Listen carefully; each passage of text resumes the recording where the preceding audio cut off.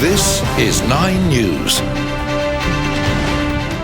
Good morning and welcome. I'm Sarah Stewart. We begin with breaking news where Turkey has this morning agreed to halt its military operation in Syria following a meeting with US officials. All right, let's go straight to Nine's Europe correspondent Amelia Adams, who's in Iraq. Amelia, can you talk us through this? Sarah, this is an extraordinary breakthrough and it comes after 5 hours of intense negotiations to thrash out a deal or talk about how they could bring an end to this horrible conflict that's going on in Syria. And they were successful, which is a stunning turnaround from the Turkish president, who right up until he walked into that meeting today was saying that he would never withdraw his troops. So breaking news out of Ankara, a ceasefire has been declared. All right, Amelia, well, thanks for the update. Now to a horrifying case of animal cruelty. An investigation by the ABC has found numerous cases of racehorses being slaughtered in abattoirs and some then being made into pet food. The shock expose comes on the eve of the prestigious Everest horse race. The program found the extent of the slaughter is on a massive scale and is in breach of the industry's rules. A 41-year-old man has been stabbed at a boarding house in Sydney overnight. Emergency services arrived to South Dowling Street just after 7:30, finding the man suffering a stab wound to his chest. Police believe a group of men were involved in an argument just before the man was found injured. He is now recovering in hospital.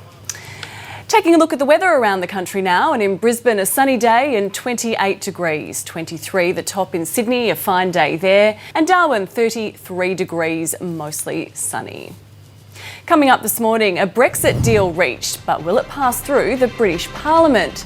Sydney to New York in just 20 hours, Qantas takes flight on the world's longest non-stop commercial flight, and royal mid-air drama rocks Will and Kate.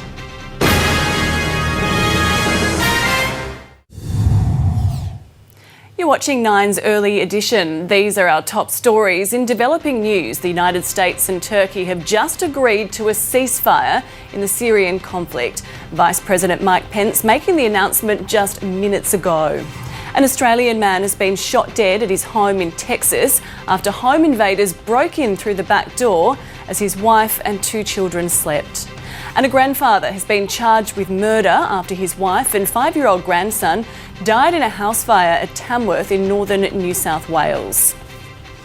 British Prime Minister Boris Johnson is confident he's reached a deal with the EU just days out from the Brexit deadline. Nine's Europe correspondent Sophie Walsh has the latest from London. And Sophie, but there's still a lot of work to do. And look, we have been here before. Theresa May also secured a deal with the EU and then it was knocked back 3 times in Parliament. It might be a case of history repeating itself. Sarah. All right, Soph, thanks for the update. Qantas is about to set a new record with the longest passenger flight ever flown.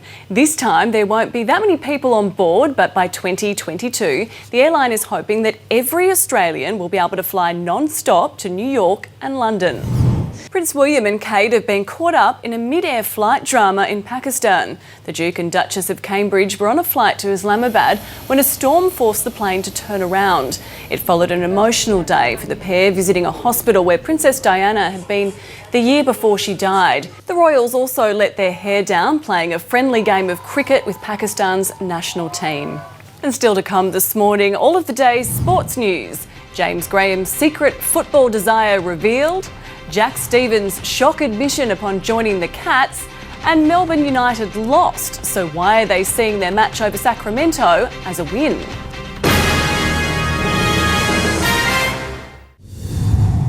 Geelong recruit Jack Stevens admits he almost walked away from football this year as he battled mental health issues. But after being traded closer to home, the former Saint says there's no reason he can't return to his best.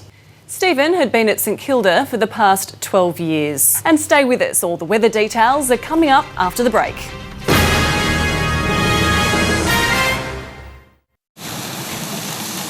Brisbane's sizzling barbecue bonanza. You can grill on it, you can roast on it, it's multifunctional. Our ultimate family buyer's guide for summer. We road test the new budget cookers against the top-of-the-range models. Do you have to spend a fortune to get a good barbie? No, absolutely not. A current affair tonight. Taking a look at the weather and around the country today, plenty of sunshine in Brisbane, 28 degrees, and 33 for Darwin. Looking ahead to the weekend, partly cloudy for Brisbane on Saturday, 29, and Darwin sunny too, 33. And that's all from me this morning. I'm Sarah Stewart. Thanks for your company. It's now time for Today.